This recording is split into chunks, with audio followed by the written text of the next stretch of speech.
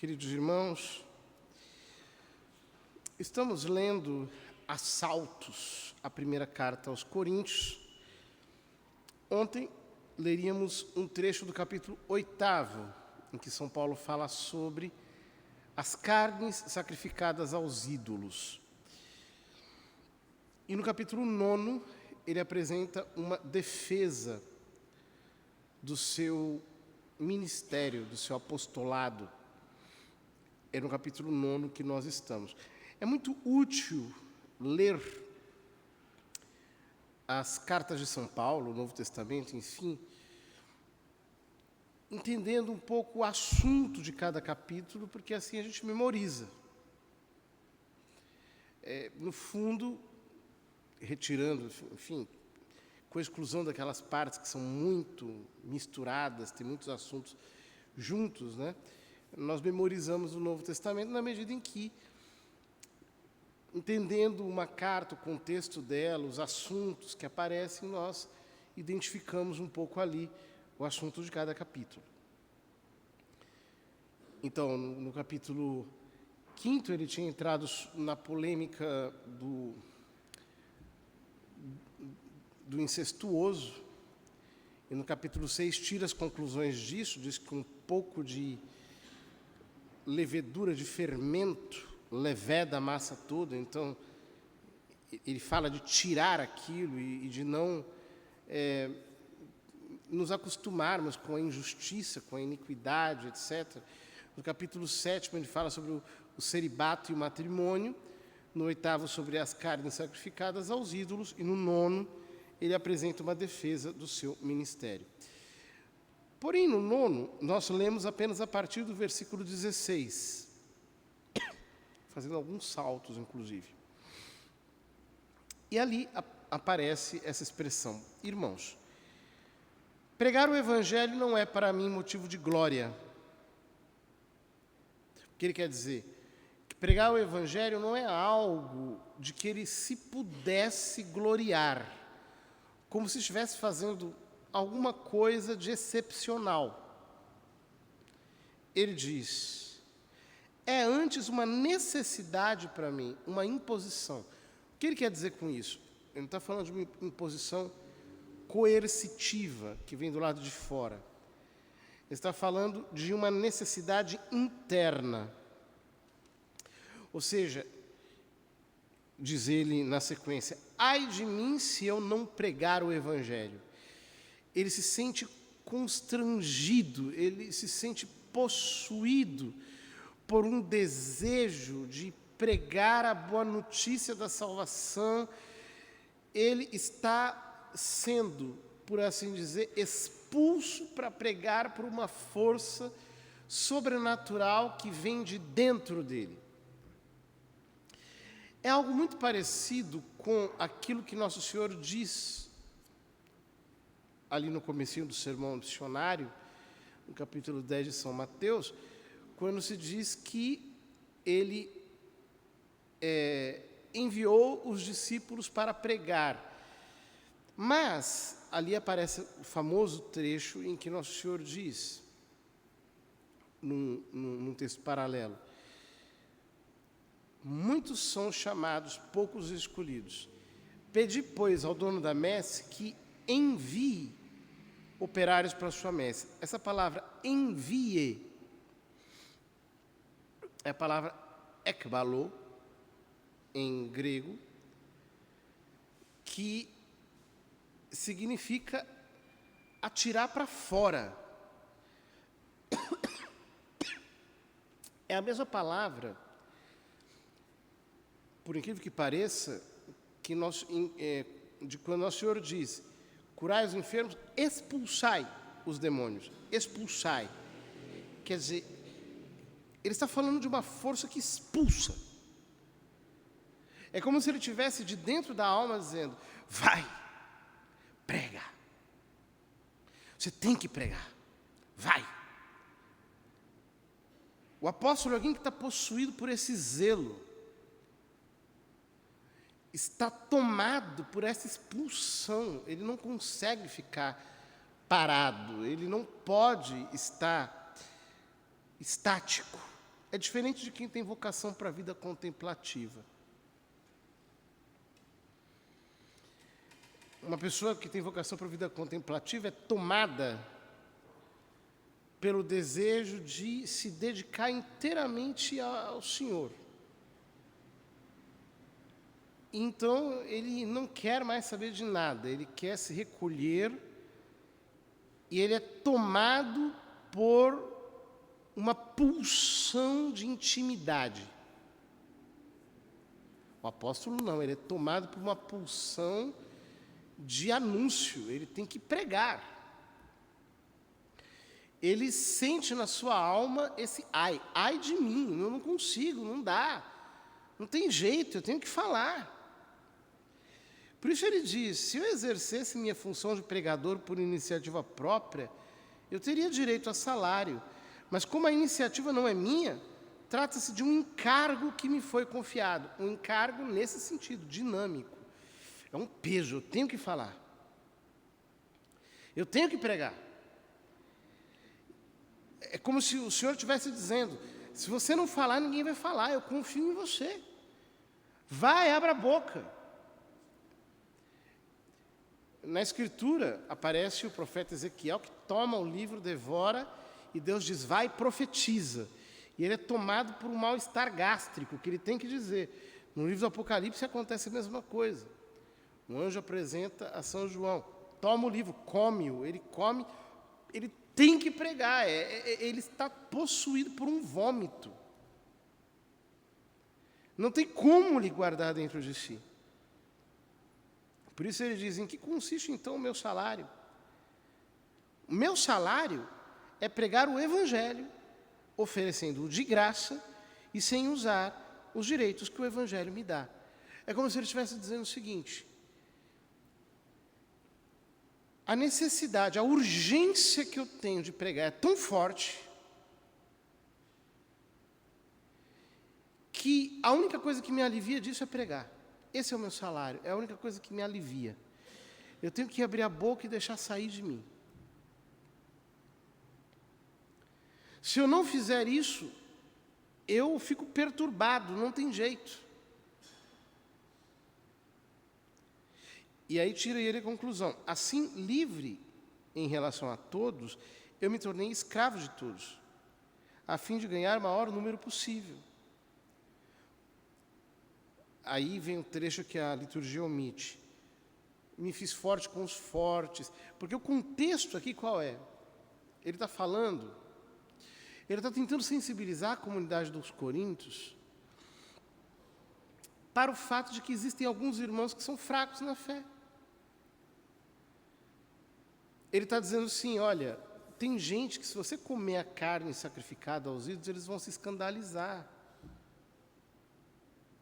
Se você fizer certas coisas, eles vão se escandalizar, eles são fracos. Então ele diz, eu me fiz fraco com os fracos, para salvar os que são fracos. Eu me fiz forte para os fortes, para salvar aqueles que são fortes. E isso é uma coisa tão maravilhosa que ele está dizendo que, como ele tem essa urgência de pregar, ele quer que as pessoas conheçam a Cristo, ele quer que as pessoas conheçam o Evangelho. E como ele quer que as pessoas conheçam o Evangelho, ele diz, eu tenho que tomar cuidado, porque tem muita gente que é fraca. E para não escandalizar quem é fraco, eu tenho que fazer tudo que estiver ao meu alcance para que eles sejam salvos. Eu poderia falar muita coisa, mas eu iria escandalizar, eu iria ser um trator. Eu iria passar sobre eles com um rolo compressor, eles iriam se perder, eu não posso fazer isso. Porque a minha prioridade é que eles se encontrem com o Evangelho. É que eles tenham um encontro com o Evangelho. E como faz falta essa consciência hoje em dia? Por quê? Hoje, nós estamos na era em que todo mundo acha que você pega o celular, coloca na frente, você pode falar o que você quiser. Nós estamos na era dos sincericídios, em que as pessoas vão dizendo aquilo que lhes dá na telha e depois elas têm que administrar as consequências disso. Em que as pessoas acham que elas podem fazer de tudo, Qualquer palhaçada, se for para ganhar like, vale a pena. Mas elas não pensam naqueles que vão se escandalizar com isso. Aqueles que vão olhar vão dizer, por que ele está fazendo isso? Isso está errado, não é assim. As pessoas não pensam nos fracos. Não pensam nos ignorantes.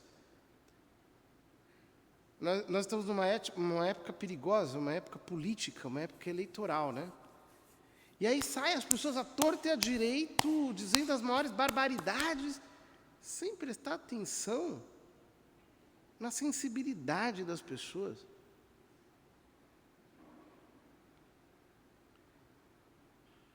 É claro que é possível, sim, ter convicções e dar princípios, e até se permitir fazer uma ironia, faz parte da vida. Mas nós temos que ser delicados.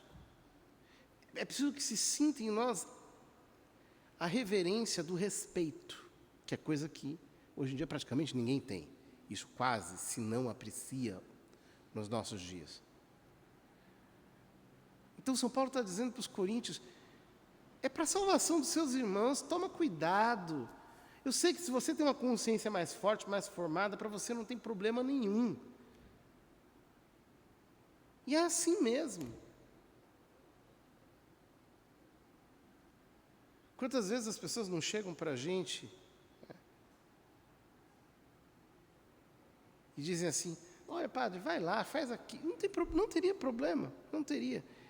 Mas não convém, que vai trazer dúvidas na cabeça de algumas pessoas. É melhor não.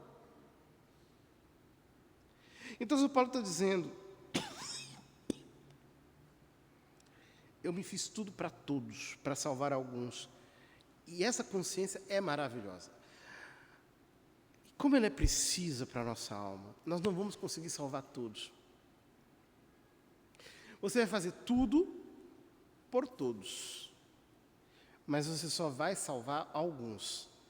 Deus só vai conseguir salvar alguns através de você, não todos. Você se arrebenta, você se estupia, você faz de tudo, mas se o outro não se abre, se ele não entrega o seu coração, o apóstolo tem que ter essa consciência, e a consciência apostólica de São Paulo é um negócio maravilhoso. Eu amo esse homem, porque ele realmente era um gênio, um ponto fora da curva, uma pessoa extraordinária, uma das mais extraordinárias que jamais apareceram na história do cristianismo. E essa autoconsciência é a coisa mais maravilhosa, porque é aquilo que nos impede de nos frustrarmos e de termos a maturidade de pregar, sem se deixar traumatizar. Eu preguei, fulano não se converteu, tudo bem, o problema é dele, ele não quis, vou continuar pregando, porque eu sou intraumatizável. A força que me leva a pregar não está do lado de fora, não é o sucesso com o público, é uma constrição que nasce de dentro do coração. Mesmo que ninguém queira ouvir, eu vou continuar falando, porque é uma força que vem de dentro. Nada me derruba, nada me traumatiza, nada me desmotiva. Por causa do Evangelho eu faço tudo, para ter parte nele. E aí ele diz, acaso não sabeis que os que correm no estádio, correm todos juntos, mas um só ganha o prêmio? Correi de tal maneira que conquisteis o prêmio. Todo atleta se sujeita a uma disciplina rigorosa em relação a tudo, e eles procedem assim para receberem uma coroa corruptível. Quanto a nós, a coroa que buscamos é incorruptível. Por isso eu corro, mas não à toa. Eu luto, mas não como quem dá murros no ar. É algo maravilhoso, porque São Paulo mostra que a salvação e a santidade estão intimamente conectadas ao apostolado. Ele está dizendo o seguinte, eu sou metódico, assim como um atleta, a gente vê esses atletas, né? Eles medem o que eles comem, eles têm as metas, que eles estabelecem, eles são disciplinadíssimos, eles dormem tantas horas, trabalham tantas horas, fazem isso, fazem tal rotina de treinos. E hoje em dia todo mundo está querendo ficar atlético, então as pessoas elas se sujeitam a uma disciplina rigorosa, às vezes, sem serem atletas profissionais, simplesmente para ficarem com um corpo sarado, como se diz por aí. O que São Paulo está dizendo é que a salvação e o apostolado exigem de nós essa mesma dedicação. Eu tenho que ver minhas metas, as minhas horas, aquilo que eu estou fazendo, eu tenho que aproveitar meu tempo, eu tenho que rezar, eu tenho que fazer as minhas leituras, eu preciso me dedicar à oração. É um trabalho que não pode ser amador. A força que me move é tão grande que eu não me contento com o amadorismo, porque assim, quando você ama muito alguma coisa, você fica profissional naquilo, né? A turma que gosta de futebol sabe tudo de futebol. É uma coisa impressionante. Está atualizado de jogos, de resultados, de escalas. Quem está aqui, quem foi para lá, quem foi para esse time. Existem noticiários esportivos. É uma coisa que, na minha opinião, chega a ser absurda. Você tem que ter jornal todo dia só para falar de esporte. Nossa, isso é tão importante assim? Para quem gosta é. A tal ponto que as televisões têm que ter jornais esportivos. Os cristãos deveriam ter uma fome tão grande de crescer na vida espiritual e no apostolado, que eles deviam ter esse ânimo profissional. O que saiu? Tinha que ter um telejornal sobre espiritualidade e apostolado na televisão, por causa dos cristãos que estão o tempo todo querendo saber as novidades, o que acontece, quem que se converteu, quem que descobriu isso, quem que fez aquilo, quem que escreveu aquilo outro. Por quê? Porque a nossa luta, ela não pode ser amadora, ela tem que ser profissional mesmo. O problema qual que é? É que a gente trata a vida espiritual e o apostolado como um negócio assim qualquer. O que eu quero, na verdade, o que eu quero? Eu quero ser feliz, eu quero ter minha casa, meu emprego, meu salário, tal, tal. Santidade e apostolado, se der tempo, eu vou fazer. Mas a minha prioridade mesmo é trabalhar, ganhar dinheiro, ter minha casa, minha família, lá. E santidade e apostolado são uma coisa secundária. A maior parte das pessoas pensa assim. É como um estudante que ele vai estudando, mas no fundo ele só quer ali. É um estudante de nota 7, né?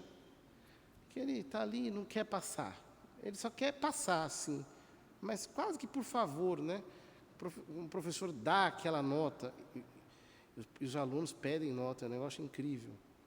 Eles querem nota, não querem saber, querem nota. Negócio horroroso. Agora, se é um aluno, de fato, que ele quer passar numa universidade federal, num curso de medicina concorridíssimo, ele tem que estudar para passar. Ele tem que dedicar todos os dias da semana, tem que ir para ir para o vestibular e passar. É um negócio, é uma dedicação profissional. Era assim que nós deveríamos buscar a santidade. É buscar para chegar. Ele diz, eu corro, mas não à toa. Ele diz, correi de tal maneira que conquisteis o prêmio. Não é assim, eu vou tentar, quem sabe eu vou chegar. Não, ele está dizendo, você tem que correr para chegar. É para chegar lá. É como se ele dissesse, não admita a derrota. Não admita não alcançar o prêmio. Isso nos tira de uma certa visão do cristianismo que é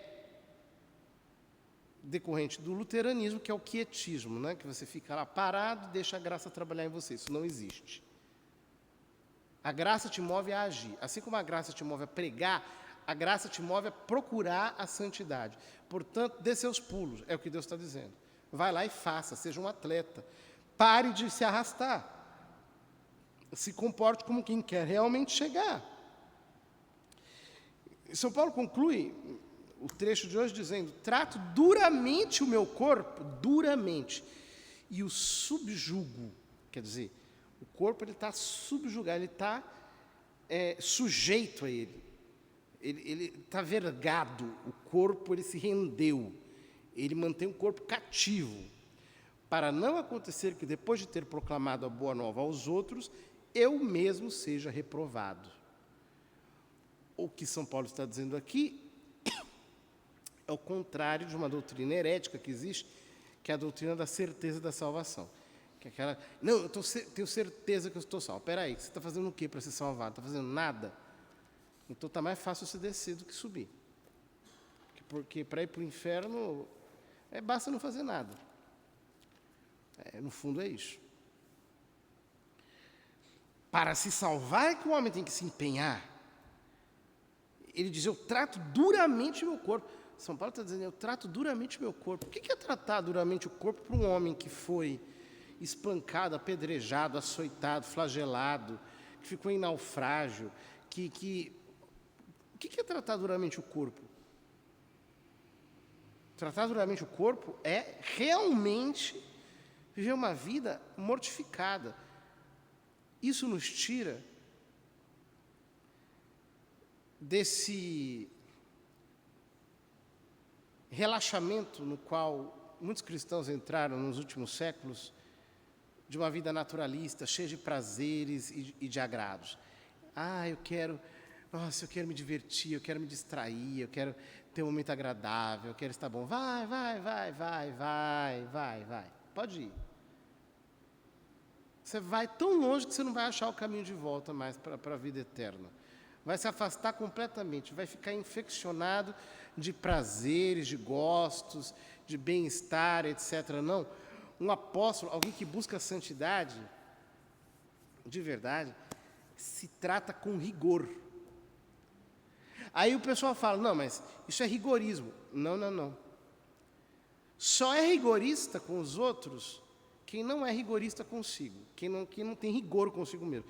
Quem se trata com rigor sabe que isso realmente custa pra caramba. O fulano que acorda cedo para rezar sabe o quanto custa acordar cedo para rezar. O fulano que jejua e passa fome sabe quanto custa jejuar e passar fome. Eu sei porque eu sou gordo. E geralmente quem é magro não precisa fazer sacrifício para ficar magro. Quem é gordo tem que fazer sacrifício para emagrecer. Então, geralmente, quem é magro acha assim, o fulano é gordo porque come muito. E ele que come muito. Só que não engorda porque é ruim, né? Ou é bom, não sei. Tem um metabolismo legal. Ou seja, a pessoa que não tem rigor consigo mesma, ela é extremamente incompreensiva com os outros. Ela exige dos outros, porque ela não sabe o quanto custa. Quem trata duramente a si mesmo, quem está possuído por fome, por paixão, por fogo, por lágrimas, por um desejo de conversão das pessoas, por um desejo de santidade profundo, esse daí se trata duramente e, ao contrário do que o rigorismo ele é extremamente compreensivo com os outros, inclusive porque ele quer salvar. Então ele se faz de tudo, ele compreende, ele se faz de trouxa. Gente, para salvar uma alma, às vezes a gente tem que se fazer de trouxa. A gente tem que se submeter a cada coisa. Tem que escutar cada uma, tem que fazer cara de palhaço. Às vezes eu digo, vou colocar meu nariz de palhaço, porque era a melhor coisa a se fazer. Porque para salvar uma pessoa, você tem que se submeter, você tem que estar lá, você tem que ter uma paciência. A sua vontade era dar um tabefe na cara da pessoa. Você está vendo a pessoa fazer o que não deve. Mas aí, para salvar, você vai lá, oi, filhinho, tudo bem? Olha, a mamãe fez para você hoje uma coisa bonitinha, para botar um pouco de doçura, atrair para Deus e puxar. Aí você fala, eu estou sendo feito de trouxa. Humanamente, sim, mas sobrenaturalmente você está fazendo tudo para ganhar uma alma para Jesus. É isso. Quem está possuído pela salvação sua e pela salvação do próximo, é possuído por esse zelo. E quem está de fora não entende. A pessoa fala, não, mas você está fazendo, você é bom demais, você é trouxa, ele não sabe, ele não está possuído por esse mesmo desejo de salvação que São Paulo está dizendo aqui. São Paulo, ele não está ensinando, ele foi capaz de fazer isso. Basta ler, por exemplo, a Epístola aos Gálatas. Na Epístola aos Gálatas, é curtinha, ela tem 5 capítulos. São Paulo fica fulo da vida com a comunidade da Galícia, porque eles estão voltando a praticar o judaísmo. Ele diz, como é possível que vocês tenham abandonado o evangelho para voltar à carne? Ele não entende, ele fica... é uma briga daquelas. Né? Bom, quando você lê os Atos dos Apóstolos, você vai ver que São Paulo, para salvar os judeus, quando ele volta para Jerusalém, ele é capaz de fazer um voto, rapar a cabeça, fazer voto de Nazireu, ir para o templo de Jerusalém e sacrificar dentro do templo, que é uma coisa que ele não acreditava mais. Ele já estava livre completamente disso. Ele já tinha entendido que o único cordeiro é Cristo e que é pela fé em Cristo que a gente é salvo. Mas, para salvar aqueles judeus, ele vai lá, rapa a cabeça, faz votos de Nazireu, vai no templo, sacrifica, tal, e mesmo assim não dá certo. É aí que ele é preso e depois ele é conduzido até Roma. Né? Esse foi o ponto que ele foi capaz de chegar para poder salvar os seus compatriotas, como diz ele no capítulo 9, 10º e 11º da Carta aos Romanos. Ele quer salvá-los, então ele chega até esse nível que é quase indizível, é quase insuportável para ele. O que nós somos capazes de fazer?